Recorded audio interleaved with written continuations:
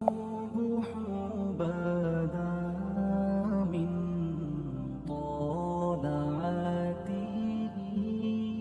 में सब्त का जिक्र फरमाया अल्लाह ने। हफ्ते वाले दिन कुछ लोग नाफरमानी करते हैं। हमारे भी हीले बहाने हैं ना आजकल कारोबार में। तो इसी सिपारे की आयत नंबर 65 के अंदर अल्लाह ताला ने हजरत दाऊद की कौम का जिक्र किया कि अल्लाह ने उन्हें हुक्म दिया था कि हफ्ते वाले दिन मछलियां नहीं पकड़नी। तो वो कहते थे चलो हाथ लगा के नहीं पकड़नी, हाथ लगा के। वो हमारे लोग हीले बहाने तलाश कर लेते हैं ना। वो बड़े जनाब इंश्योरेंस वाला आ गया, अब वो बैंक वाला आ गया, वो फलाने साहब आ गए, वो तरोड़ मरोड़ के कहानियां बातें, और फिर हमें भी रास्ते मिल जाते हैं बचने के। मुफ्ती साहब ने कह दिया था, ओ एक मौलाना से मैंने इनको कहा हफ्ते वाले दिन मछलियां नहीं पकड़ने का। नहीं पकड़ते, छोटे छोटे हौज बना लिए। तो मछलियां ज्यादा आती थी उस दिन, ये भी अल्लाह की कुदरत थी। नमाज के वक्त गाहक ज्यादा आते हैं, ये उसकी कुदरत होती है। तो वो मछलियां हौज में जमा हो जाती हैं। यूं समझ लें कि जाल इन्होंने लगा लिए हुए थे, तो जाल में वो फंसती रहती थी, हौजों में आती रहती थी। हफ्ते को नहीं पकड़ते थे, इतवार को पकड़ लेते थे। तो फिर अल्लाह ने इन्हें सजा दी। फरमाया तमाशे करते हो अल्लाह के हुक्म के साथ। क्या सजा दी? फकुलना लहुम कूनू किरादतन खासीन। फरमाया बंदर बन जाओ धुतकारे हुए। जो रिस्क हराम तरीके से कमाते थे रब उन्हें बंदर बना देता था। अभी भी मैंने देखे हैं बड़े बड़े ताजर पागलों जैसी जिंदगी गुजार रहे हैं। नफसियाती तौर पे सुकून नहीं है, करोड़ों रुपया पड़ा है। क्यों? इसलिए कि रब के बताए हुए तरीके के मुताबिक तिजारत नहीं करते। आगे एक और दिलचस्प बात आ गई। बनी इसराइल के अंदर ना एक शख्स ने अपने चचा को कत्ल कर दिया जायदाद के लिए। ये देखें कब से लोग जायदाद के लिए कत्ल करते आ रहे हैं। चचा को कत्ल कर दिया, और कत्ल करके हजरत मूसा अलैहिस्सलाम के पास आए कि मेरे चचा को किसी ने कत्ल कर दिया है, तो बताएं क्या करना है। तो आपने फरमाया कि गाय ज़िबा करो और उसका एक टुकड़ा मकतूल को मारो, मरने वाले को। वो खुद उठ के बता देगा मुझे किसने कत्ल किया है। अब इरादा नहीं था गाय ज़िबा करने का, तो बहाने करने लगे। इरादा नहीं ना होता तो फिर क्या होते हैं? कहने लगे गाय किस तरह की हो, बूढ़ी हो के बच्ची हो, रंग कैसा हो, जवान हो के छोटी हो, हाल में एक दफा चलना सीख गई हो या अभी ना सीखी हो। तो बताते गए तो रब भी शर्तें बयान करता गया।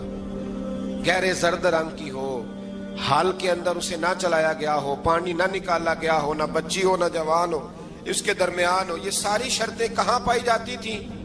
हजरत मूसा अलैहिस्सलाम की कौम का एक शख्स था जो अल्लाह का वली था।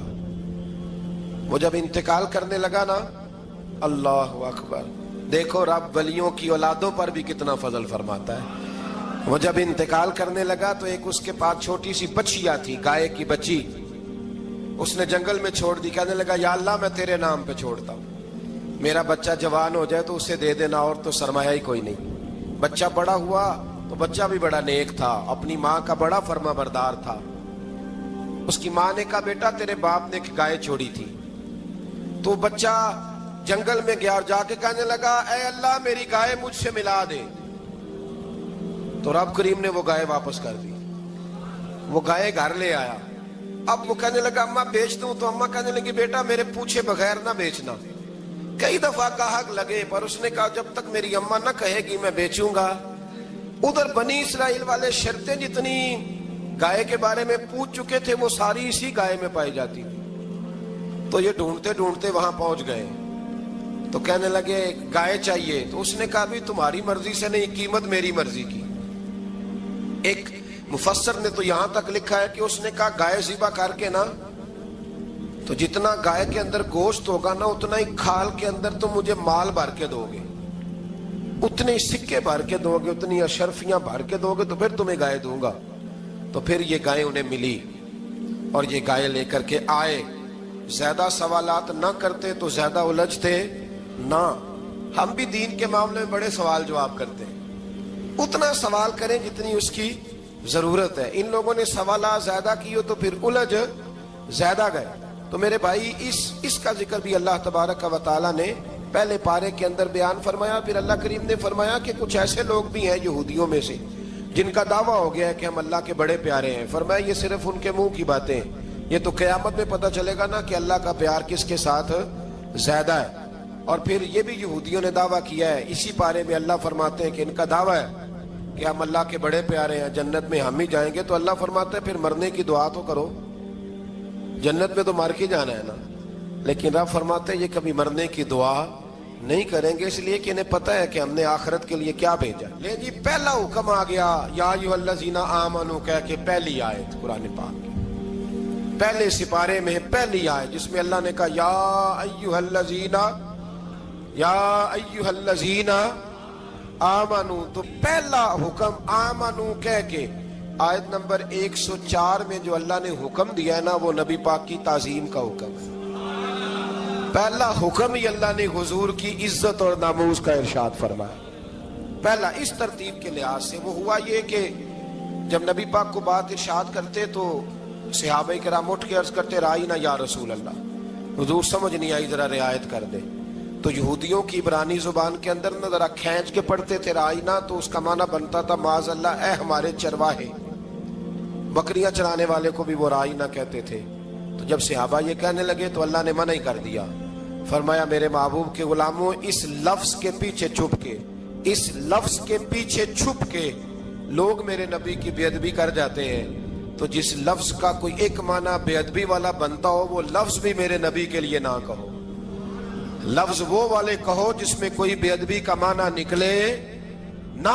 یہاں لوگوں نے بڑے بڑے لفظ نہیں بول دیے، پھر کہتے میرا مطلب یہ تھا، میرا مطلب وہ تھا، تو تو نے وہ لفظ بولا کیوں جس کا کوئی غلط مطلب بھی نکل سکتا تھا۔ اللہ نے فرمایا یا ایھا الذین آمنوا لا تقولوا رائینا، اے ایمان والو رائینا کہو ہی نہ۔ تو یا اللہ کیا کہیں؟ فرمایا وقولوا انظرنا، تم کہو یا رسول اللہ ایک نظر فرمائیے، انداز دیکھیے، انظرنا ایک نظر۔ تو ہمارے بزرگ تو پہلے ہی بڑے پیار والوں نے کہہ دیا یا رسول اللہ انظر حالنا، کہتے کہاں سے لاتے ہو جملے؟ میں نے کہا اللہ کی کتاب سے، یا رسول اللہ انظر حالنا یا حبیب اللہ اسمع قالا، تو تم کہو انظرنا محبوب نظر کرم کرے، واسمعوا، اور کیا ضرورت ہے دوبارہ پوچھنے کی؟ اللہ کہتا ہے پہلے ہی دھیان سے سنا کرو، پہلے ہی واسمعوا، پہلے ہی احتیاط سے سنو، وللکافرین عذاب علیم، اور کافروں کے لیے دردناک عذاب ہے۔ لے جی اسی پارے میں اللہ تبارک و تعالیٰ نے پھر اہل یہود کا ذکر کیا، تو یہود کہنے لگے کہ ہم حضرت ابراہیم کے ماننے والے ہیں، تو اللہ کریم نے وہ بھی ذکر کیا کہ میں نے تو ابراہیم کو آزمایا ہے، وَإِذِ ابْتَلَىٰ إِبْرَاهِيمَ رَبُّهُ بِكَلِمَاتٍ فَأَتَمَّهُنَّ، ہم نے ابراہیم کو کچھ چیزوں سے آزمایا ہے، وہ ہماری آزمائش پہ پورے اترے۔ قَالَ إِنِّي جَاعِلُكَ لِلنَّاسِ إِمَامًا، تو پھر ہم نے انہیں کہا کہ ہم آپ کو پوری دنیا کا امام بنائیں گے۔ وہ آزمائش کیا تھی؟ آگ میں جانا بھی آزمائش، بیٹے کا نہ ہونا بھی آزمائش، بیٹا ہوا تو پھر اسے وادی غیر ذی زرع میں چھوڑ کے آنا بھی آزمائش، بڑا ہوا تو پھر ذبح کرنا بھی آزمائش۔ فرمایا جہاں جہاں آزمایا ہے نا، ابراہیم ہماری آزمائش میں پورے اترے۔ فرمایا تو مفت میں حضرت ابراہیم کی اولاد بنتے ہو اور ان کا نام لیتے ہو اور ان کے ساتھ اپنا تعلق بناتے ہو، دیکھو تو صحیح وہ کتنی آزمائشوں سے گزرے۔ تو اس کا بھی اللہ نے اسی میں ذکر فرمایا۔ اور پھر وہ بات کرتے تھے حضرت یعقوب کی اور حضرت اسحاق کی، تو فرمایا وہ تو ہمارے اتنے خاص بندے تھے کہ وصال کے وقت بھی انہوں نے اپنی اولادوں کو نصیحت فرمائی تھی کہ اللہ کی توحید پہ قائم رہنا، اس کا ذکر بھی اللہ نے اسی پارے میں بیان فرمایا۔ اور جو حضرت ابراہیم اور جناب اسماعیل نے کعبہ تعمیر کیا تو اس کا ذکر بھی اللہ تعالیٰ نے اسی پارے میں فرمایا۔ اور فرمایا جب وہ کعبہ بنا رہے تھے تو کہہ رہے تھے ربنا تقبل منا، کہہ رہے تھے اے اللہ بنا ہم نے دیا ہے پر مہربانی فرما ہم سے قبول فرما لے۔ تو جو آیہ کریمہ آخر میں عرض کرنا چاہتا ہوں اس پر بھی تھوڑی توجہ فرمائیں گے تو بات بڑی نکھر کے باہر آئے گی۔ یہ 16ویں رکوع کے اندر اللہ نے پھر یہود کا اور عیسائیت کا ذکر فرمایا، تو اللہ کریم نے ایک بات ارشاد فرمائی، یہودیوں کے ہاں جب کوئی بچہ پیدا ہوتا تھا پیلے رنگ کے ساتھ اس کو رنگتے تھے، یا کوئی خاص رنگ تھا ان کا، بچہ پیدا ہوتا تو اس پر وہ رنگ چڑھاتے کہ یہ جی ہمارے مذہب کا رنگ ہے۔ ہمارے ہاں بھی رسمیں ہیں نا اپنی اپنی، معاذ اللہ اپنی اپنی نہیں ہونی چاہیے، اللہ رسول کا حکم ہونا چاہیے۔ تو یہودیوں کے ہاں بچہ پیدا ہوتا تو ایک خاص رنگ چڑھاتے، عیسائیوں کے ہاں پیدا ہوتا تو وہ بھی ایک خاص رنگ چڑھاتے۔ تو مسلمانوں کے ہاں بچے پیدا ہوئے تو انہوں نے بھی توجہ کی کہ یہ کیا ہو رہا ہے، تو رب کریم نے فرمایا صبغۃ اللہ، رنگ اللہ کا ہی ہے، ومن احسن من اللہ صبغہ، اور فرمایا اللہ کے رنگ سے زیادہ خوبصورت کس کا رنگ ہو سکتا ہے؟ اللہ کا رنگ کیا ہے؟ لا الہ الا اللہ محمد الرسول اللہ صلی اللہ علیہ، فرمایا نیلے پیلے کالے رنگ نہ چڑھاؤ، اپنے ذہن پر توحید و رسالت کا رنگ چڑھاؤ، یہ سب سے بہترین رنگ ہے۔ اگر تمہارے ذہنوں پر رب رسول کی توحید کا رنگ چڑھ گیا تو یہ وہ والا رنگ ہے، پھر تمہیں کسی اور رنگ کی طرف جانے کی ضرورت نہیں پڑے گی۔ تو فرمایا رنگ وہ پیدا کرو جو توحید کا ہے، رسالت کا ہے، اس رنگ کی توجہ کرو۔ قرآن مجید کے اس پارے میں اللہ کریم نے مختلف باتیں بیان کر کے آخری رکوع میں یہ جو رنگ کا ذکر فرمایا نا، تو یہ لگتا ہے پورے پارے کا خلاصہ ہے کہ رب کریم نے فرمایا اصل بات یہ ہے کہ تمہاری سوچوں پہ رب رسول کی توحید و رسالت کا رنگ ہونا چاہیے۔ وہ ایک دفعہ مسلمہ کذاب بے ایمان کہنے لگا میں نے بنا لیا ہے قرآن پاک کا جواب، معاذ اللہ۔ جواب کیا بنایا؟ وہ سورت ہے نا القاریہ تو ملکاریہ، وما ادراک مالکاریہ، کھڑکھڑانے والی کیا ہے؟ کھڑکھڑانے والی تمہیں کیا پتا کیا ہے کھڑکھڑی؟ قیامت کا ذکر ہے۔ کہنے لگا میں نے اس جیسی صورت بنا لی ہے، تو کیا بنایا؟ الفیل ملفیل، وما ادراک ملفیل۔ کہنے لگا ہاتھی، تمہیں کیا پتا کیا ہاتھی؟ تم کیا جانو کیا ہاتھی؟ تو پاس جو اس کے اپنے بیٹھے تھے نا چیلے، کہنے لگے چپ کر جا، سارے زمانے کو پتا ہے ہاتھی کیا ہوتا ہے۔ تو پاگل ہے، اس کے دو کان ہوتے ہیں، ایک سونڈ ہوتی ہے، چار اس کے پیر ہوتے ہیں۔ بیوقوف آدمی قرآن کا مقابلہ کرنا ہے تو کچھ چج کے ساتھ کر، پاگلوں کی طرح مقابلہ کرے گا، جوتے کھائے گا بھی، ہمیں بھی پڑھوائے گا۔ تو قرآن مجید کا کوئی مقابلہ کر سکا؟ تو اس آیہ مبارکہ میں اللہ نے کافروں کو یہ کہا اگر مقابلہ نہیں کر سکتے تو پھر اللہ سے ڈرو، ورنہ دوزخ میں ڈالے جاؤ گے، وہ جس کا ایندھن آدمی اور پتھر ہے، اور بنائی بھی کافروں کے لیے گئی ہے۔ اعدت للکافرین، جہنم کس کے لیے بنائی گئی ہے؟ کافروں اور منافقوں کے لیے۔ مسلمانوں کے لیے بنائی گئی، مسلمان مرضی سے چھلانگے لگائیں تو ان کی موج ہے، ورنہ ان کے لیے جہنم، ان کے لیے اللہ نے جنت بنائی ہے۔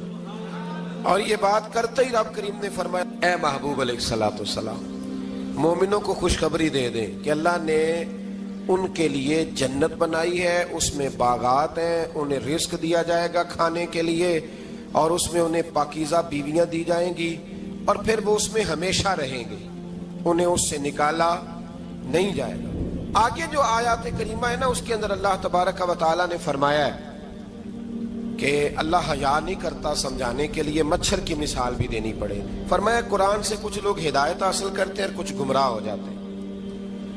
جب لوگ اپنی مرضی کی تشریحات چاہتے ہیں تو گمراہ ہوتے ہیں، اور جب قرآن کو رسول اللہ صلی اللہ علیہ وسلم اور امت مسلمہ کی تشریحات کی روشنی میں سمجھتے ہیں تو پھر اللہ ہدایت عطا فرماتا ہے۔ پھر اللہ تبارک و تعالیٰ نے آگے ارشاد فرمایا حضرت آدم کی پیدائش کا واقعہ۔ کچھ مفسرین نے لکھا اللہ نے مشورہ کیا تھا فرشتوں سے، وَإِذْ قَالَ رَبُّكَ لِلْمَلَائِكَةِ إِنِّي جَاعِلٌ فِي الْأَرْضِ خَلِيفَةً، لیکن کچھ مفسرین کہتے ہیں کہ اللہ کو ضرورت نہیں فرشتوں سے مشورہ کرنے کی، اللہ نے فرشتوں سے مشورہ نہیں کیا، بلکہ رب نے انہیں آگاہ فرمایا تھا کہ میں لگا ہوں زمین پہ اپنا نائب بنانے، میں خلافت دینے لگا ہوں زمین پہ۔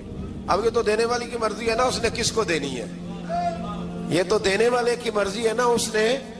تو کچھ لوگ کہتے ہیں کہ دینے والے سے زیادہ ہمیں پتہ ہے، تو فرشتوں کو بھی یہ اجتہادی خطا ہو گئی، کہنے لگے یا اللہ اسے نہ بنانا، یہ فساد کرے گا، یہ خون ریزیاں کرے گا۔ تو اللہ نے فرمایا جو میں جانتا ہوں وہ تم، اللہ اکبر۔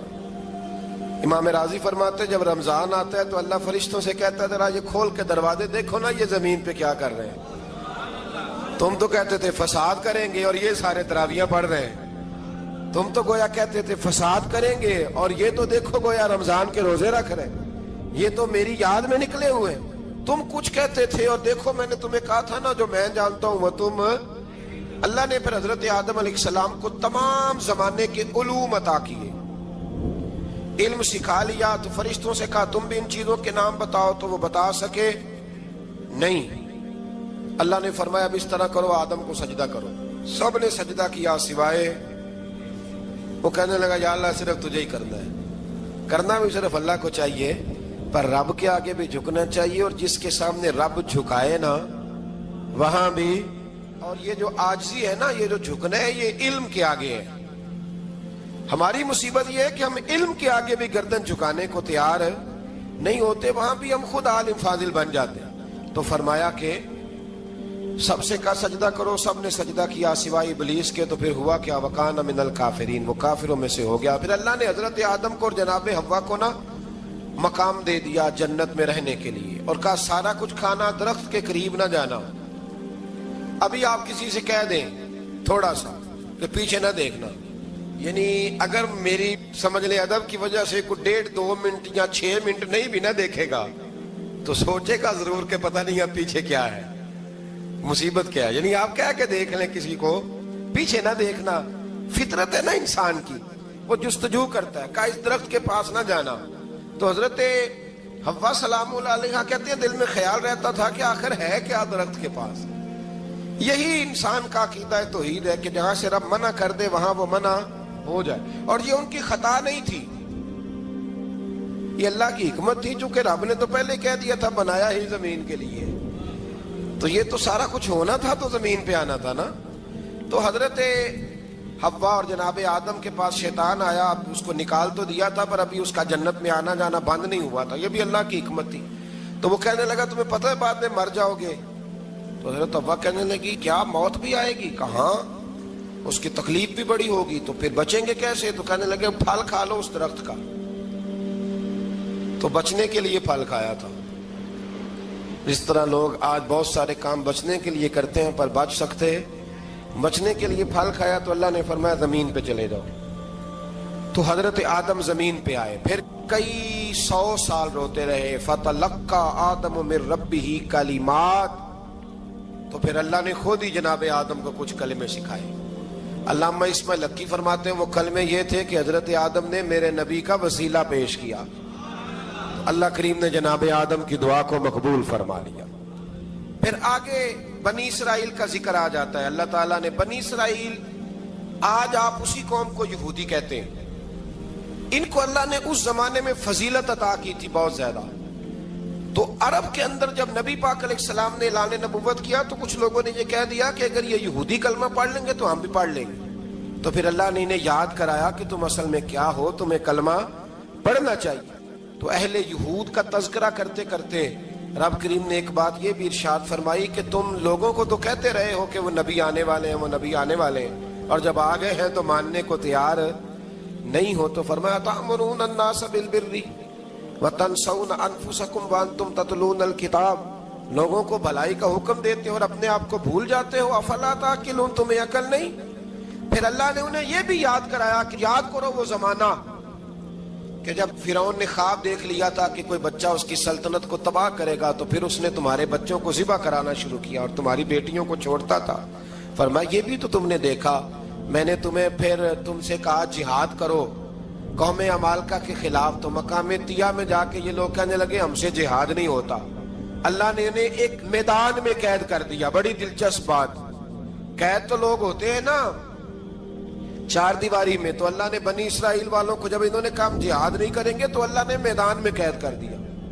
میدان میں، یہ یاد رکھیں، جب انسان اللہ کی نافرمانی کرتا ہے تو اسے ایسی قید ملتی ہے جس کا اس نے تصور بھی نہیں کیا ہوتا۔ ایک میدان ہے مقام طیہ، قید ہو گئے، سارا دن سفر کرتے تھے، سارا دن، تو رات کو تھک کے سوتے تھے، صبح اٹھتے تھے نا جب، تو وہیں ہوتے تھے جہاں کل صبح چلے تھے۔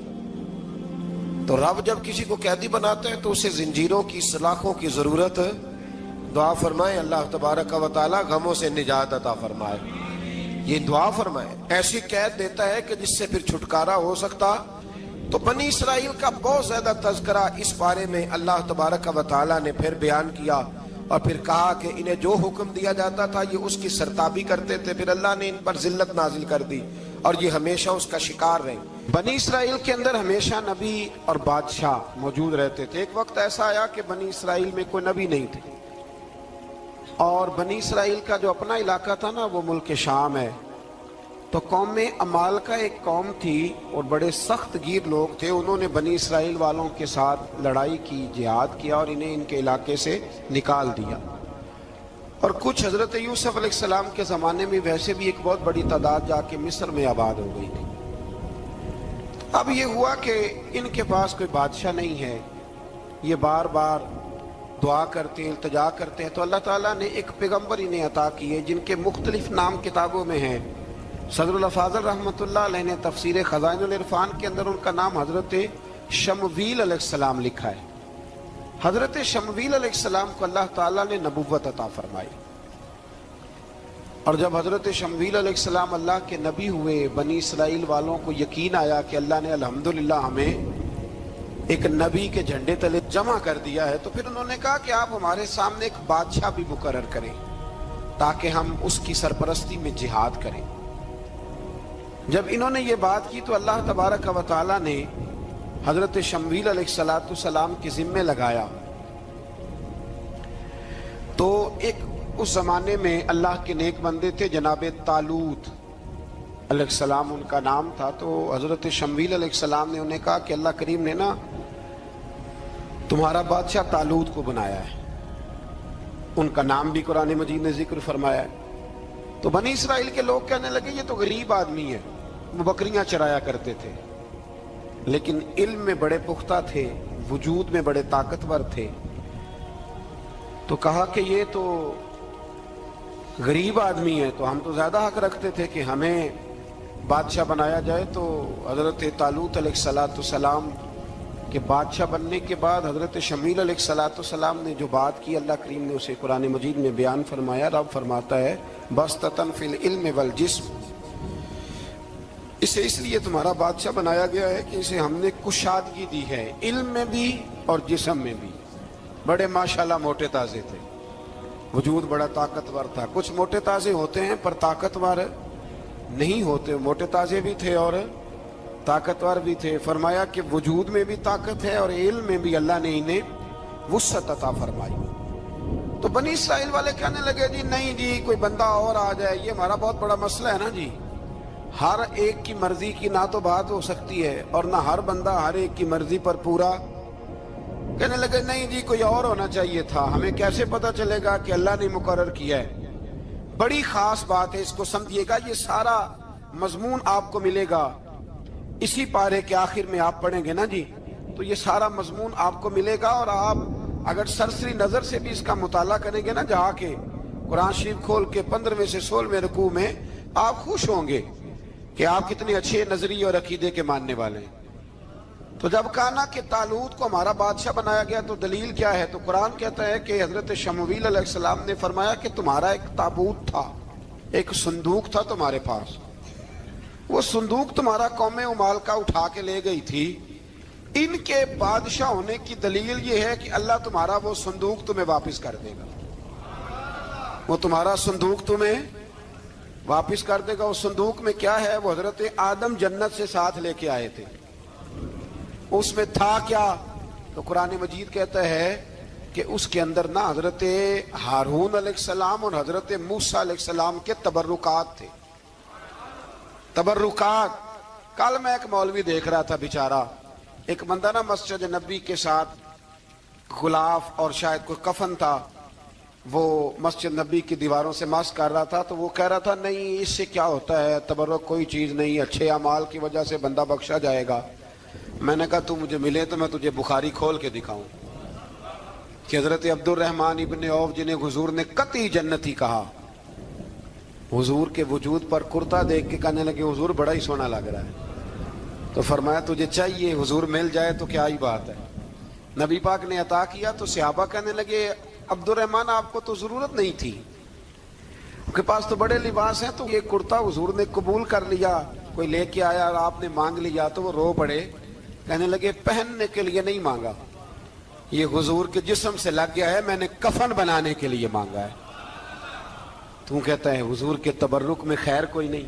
اور آپ یقین کریں ان لوگوں پہ حیرانگی ہے، ہم نے بھی مرنا ہے نا جی، بڑی جلدی قبر میں جانا ہے، وقت کا کچھ پتہ نہیں، لیکن اتنے اندھے ہو کر لوگ چیزوں کو دیکھتے ہیں اور اس تیزی کے ساتھ گمراہی پھیلاتے ہیں۔ مجھے باقاعدہ کسی نے ویڈیو بھیجی اور کہنے لگا جی دیکھیں کتنی اچھی بات کر رہا ہے، لوگوں کو سمجھائیں، تو میں نے کہا نہیں اس کو سمجھانے کی ضرورت ہے، اور میں نے اس کو دیکھا ہے, وہ جو لال رومال والا, میں نے دیکھا ہے وہ ڈھونڈ ڈھونڈ کے جاہلوں کو پکڑتا ہے, تلاش کرتا ہے, اور اگر کوئی مل جائے بات بتانے والا تو پھر وہ خود پکڑا جاتا ہے, اور کئی دفعہ پکڑا گیا تو نکل گیا ہے. اللہ تعالیٰ ہمیں سمجھنے کی توفیق دے, ہم سیانے ہو جائیں تو یہ دور دور تک نظر نہیں آئیں گے انشاءاللہ. تو وہ تابوت آئے گا, بنی اسرائیل والوں سے کہا تابوت میں کیا تھا سن لو, اور یہ قرآن مجید ہے. آج میری ماننا یہ 15 میں سے 16واں رکوع ضرور ہی پڑھنا کہ وہ آخر تابوت میں کیا تھا, کھولنا ذرا. قرآن مجید کہتا ہے کہ حضرت موسیٰ علیہ السلام اور حضرت ہارون کے تبرک تھے. تو تبرک کیا تھے؟ تمام مفسرین نے لکھا ہے کہ حضرت موسیٰ کا ایک کرتا تھا, ایک ڈنڈا تھا, جوتے تھے, اور جناب ہارون علیہ السلام کا امامہ شریف تھا, اور تورات کی کچھ تختیاں تھی. تو اس کا فائدہ کیا تھا؟ اس تابوت کا فائدہ یہ تھا کہ بنی اسرائیل والے جب اپنے دشمنوں سے لڑتے تھے تابوت سامنے رکھ کے دعا مانگتے تھے, اللہ انہیں کامیابی عطا کر دیتا تھا. تو قوم عمالقہ کو بھی پتا چل گیا کہ صندوق میں کچھ ہے جس کی وجہ سے یہ کامیاب ہو جاتے. وہ صندوق اٹھا کے لے گئے. اب ان کی کم بختی یہ, کم نصیبی یہ کہ انہوں نے جا کے اسے روڑی پہ پھینک دیا. جب روڑی پہ پھینکا تو ان کے اندر بیماریاں آ گئی, وبائیں پھوٹ پڑی, مرنے لگے, وجود پھولنے لگا. پھر ان کے دلوں میں بات آئی کہ یہ ہم نے اس صندوق کی بے ادبی کی ہے. صندوق میں کیا ہے؟ تبرکات. ہمیں کہتے ہیں جی نالین کا نقشہ کیوں لگایا ہے؟ تمہارے تو بزرگوں کا عقیدہ ہے سر پہ رکھنے کو مل جائے اگر نقش نہ لے پا کے حضور تو پھر کہیں گے کہ ہاں تاجدار ہم بھی ہیں.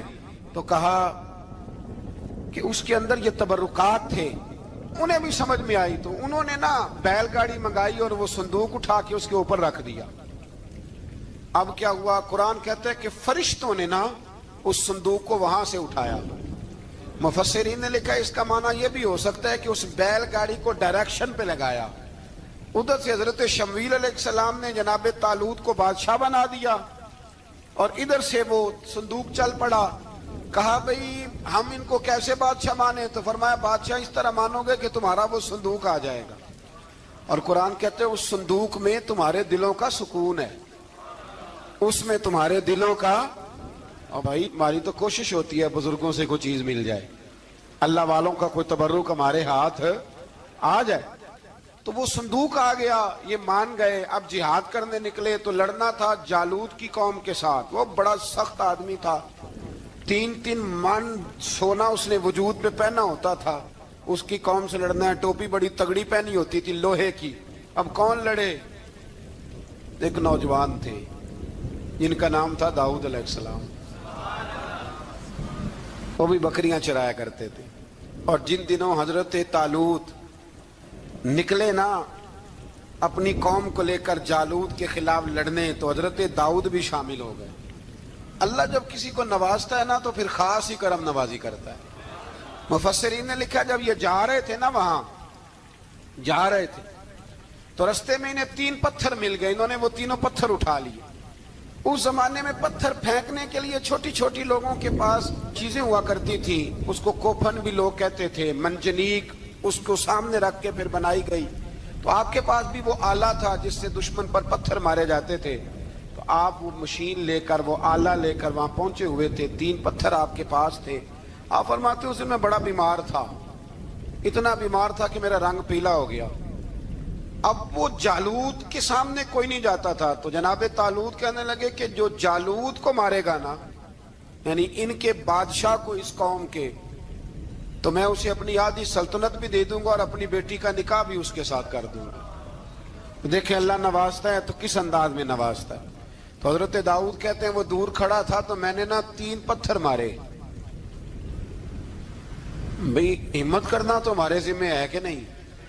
میری ملت کا جوان کہتا ہے میں نے کرنا کرانا کچھ نہیں.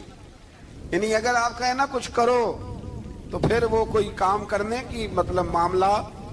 وہ مجھے کل ایک سنگی کہہ رہے تھے, کہنے لگے جی اللہ کے فضل سے کچھ بھی نہیں کرنا پڑا, مرشد نے نظر کر دی. میں کہا میں ملن گی تو میں انہوں نے سمجھاواں گا کہ کچھ کرا کے نظر کریا کرو, کیونکہ میرے وہ دوست ہیں, میں انہیں جانتا ہوں.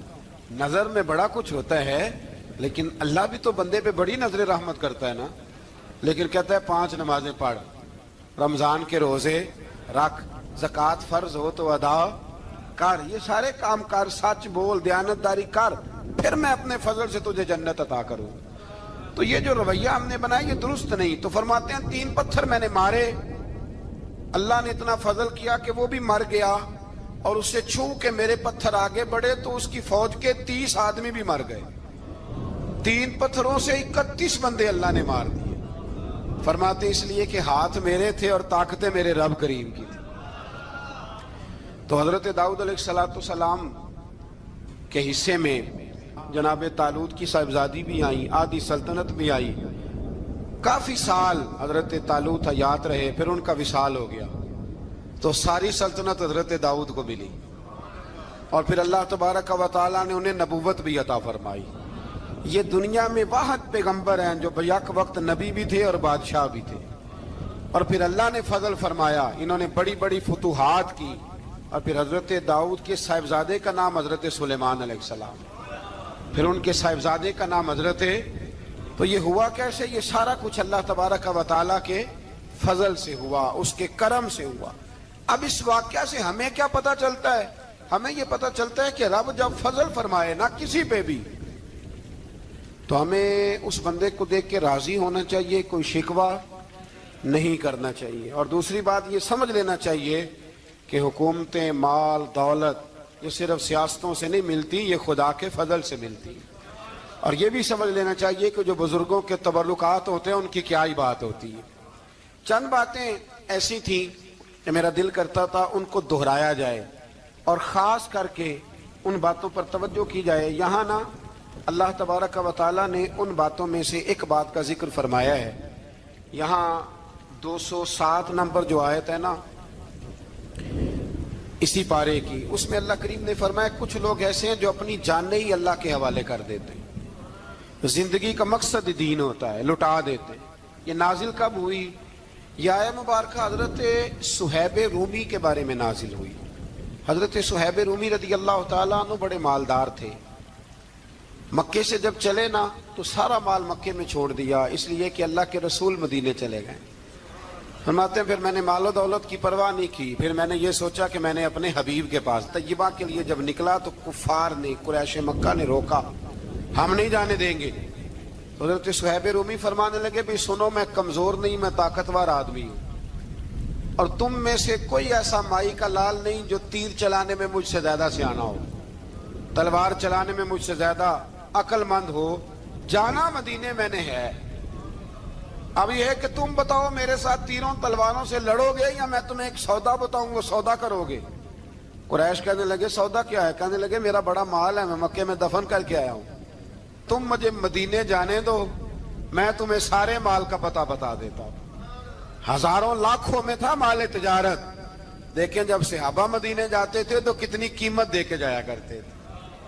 تم مجھے جانے دو, میں تمہیں وہاں کا پتہ بتاتا ہوں. انہوں نے کہا جی بات ٹھیک ہے, آپ پتہ بتا دیں. حضرت صہیب نے ساری زندگی کی جمع پونجی ہزاروں لاکھوں میں ساری دے دی اور مدینے کے لیے تیار ہو گئے.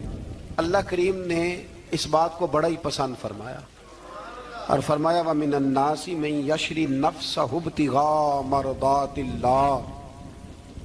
فرمایا کچھ لوگ ایسے ہیں جو اپنی جانیں ہی بیچ دیتے ہیں اللہ کی رضا حاصل کرنے کے لیے, اپنی جانیں بیچ دیتے ہیں.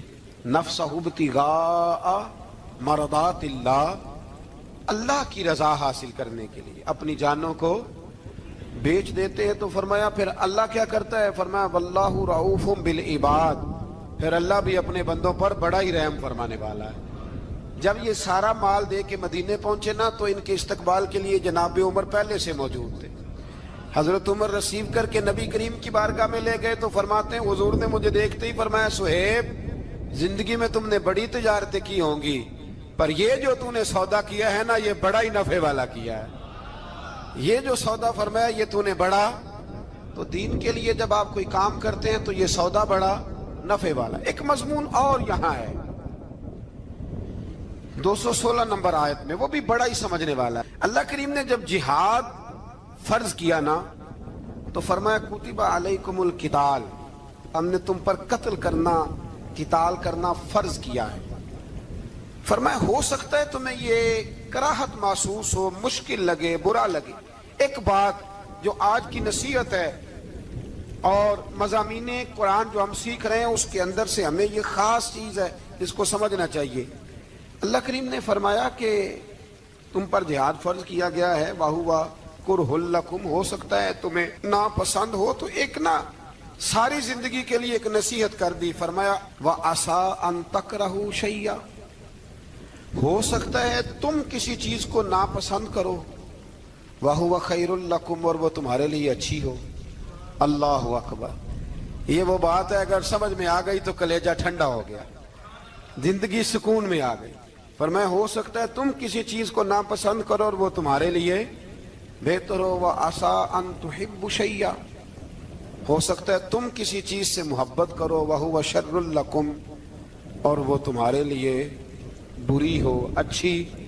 بس میرے رب نے ایک بات مسلمان کو بتا دی جو جینے کے لیے بڑی کافی ہے۔ فرمایا تم میرے اور میرے رسول کے حکم پر چلو۔ کیوں؟ اس لیے کہ واللہ یعلم وانتم لا تعلمون، اللہ جانتا ہے تم نہیں جانتے۔ ہمیں بے قراری زندگی میں اس لیے کہ ہم حقیقت پسند نہیں، ہم بہانوں میں، ہم ہواؤں میں جیتے ہیں، ہواؤں میں، خیالات میں زندگی گزارتے ہیں۔ بڑا ٹائم پڑا ہے، مثلاً کتنا میرے رسول کریم صلی اللہ تعالی علیہ وآلہ وسلم نے ایک دن صحابہ سے فرمایا تمہیں حیا نہیں آتی؟ حضور کیا ہوا؟ فرمایا وہ والے مکان بناتے ہو جن میں تم رہ نہیں سکتے، وہ والا مال جمع کرتے ہو جو کھا نہیں سکتے، حیا نہیں آتی؟ عرض کی حضور حکم کریں تو محبوب فرمانے لگے جوتے کا ایک تسمہ بند کرتا ہوں تو سوچتا ہوں دوسرا بند کرنے سے پہلے موت آ جائے گی، ایک سانس اندر جاتی ہے تو دوسرا آنے سے پہلے میں یاد کرتا ہوں کہ مجھے دنیا سے جانا ہے۔ تمہیں حیا نہیں آتی؟ وہ مکان بناتے ہو جن میں رہ ہی نہیں سکتے، وہ مال جمع کرتے ہو جو کھا، حقیقت پسند نہیں بھائی۔ ہم بہت سارے لوگ ہیں بڑی باتیں سناتے ہیں، بڑی، میں کہتا ہوں اصل میں نا زیادہ باتیں سنا کے نا بیچارہ اپنے آپ کو مطمئن کرنا چاہتا ہے، اصل بات یہ ہے کہ اندر سے نا ہلا ہوا ہے، کچھ بھی نہیں، بڑا زیادہ ہنستا ہے اور مجھے لگتا ہے کہ کوئی گہرا زخم چھپا رہا ہے۔ اس لیے ملمہ سازی، حقیقت پسند بنو، حقیقت پسند۔ یاد رکھنا من ترک صلاۃ متعمدا فقد کفر، میرے رسول نے حقیقت بیان کی، فرمایا جس نے ایک نماز بھی جان بوجھ کے چھوڑی اس نے رب کے رب ہونے کا انکار کیا، اس نے کفران نعمت کیا۔ یہ حقیقت ہے، کوئی کلیریفیکیشن نہیں، کوئی وضاحت نہیں۔ جو نماز نہیں پڑھتا جھوٹ بولتا ہے، غلط بیانی کرتا ہے۔ جو شخص رزق حرام کما کے کہتا ہے کہ اس کے بغیر گزارا نہیں چلتا، وہ جھوٹ بولتا ہے۔ اس لیے کہ رب فرماتا ہے جب تجھے پیدا کیا ہے تو تیرا رزق میرے ذمہ ہے۔ اللہ فرماتا ہے کہ لا یکلف اللہ نفسا الا وسعہا، میں کسی پر وہ بوجھ نہیں ڈالتا جو اٹھا نہ سکے۔ نماز فرض کیا اس کا مطلب ہے ہم پڑھنے کے قابل ہیں، اس نے ہمارے ذمہ داریاں لگائی ہیں تو مطلب یہ ہے کہ ہم ذمہ داریاں ادا کرنے کے قابل ہیں، ورنہ وہ کہتا ہے میں وہ بوجھ ڈالتا ہی نہیں جو تجھ سے اٹھایا نہ جائے۔ اگر چاہتے ہو کہ زندگی میں اطمینان ملے تو خدا را حقیقت پسندوں والی زندگی گزارو۔ یہ فضاؤں میں زندہ رہنا، ہواؤں میں، اللہ بڑا معاف کرنے والا ہے، اللہ بڑا کریم ہے، معاف کر دے گا، تو بھئی یہ بات صحابہ کو بھی پتا تھی، یہ اہل بیت کو بھی خبر تھی، تو وہ تو ایک ایک بات کا لحاظ کرتے تھے۔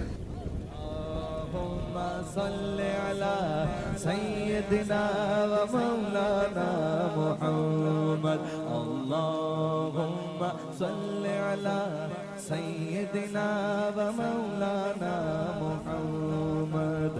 اللہ کے شیر حیدر کرار پر درود، اللہ کے شیر حیدر کرار پر درود، اللہ کے شیر حیدر کرار پر درود، حضرت حسن حسین کے کردار پر درود، اللہم صلی علی سیدنا و مولانا محمد وعلی سیدنا علی و سیدتنا فاطمہ و سیدتنا زینب و سیدنا حسن و سیدنا حسین وعلا آلہ وصحبہ وبارک وسلم زینب کی بارگاہ میں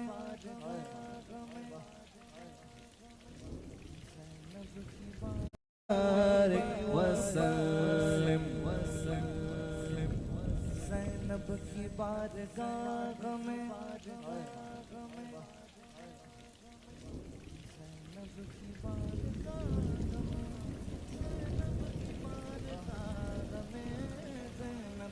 بارگاہ میں سلام نیاز ہے زینب کی بارگاہ میں سلام نیاز ہے جو مرتضیٰ کی لاڈلی زہرا کا ناز ہے اللہم صلی علی سیدنا و مولانا محمد وعلا سیدنا علی و سیدتنا فاطمہ و سیدتنا زینب و سیدنا حسن و سیدنا حسین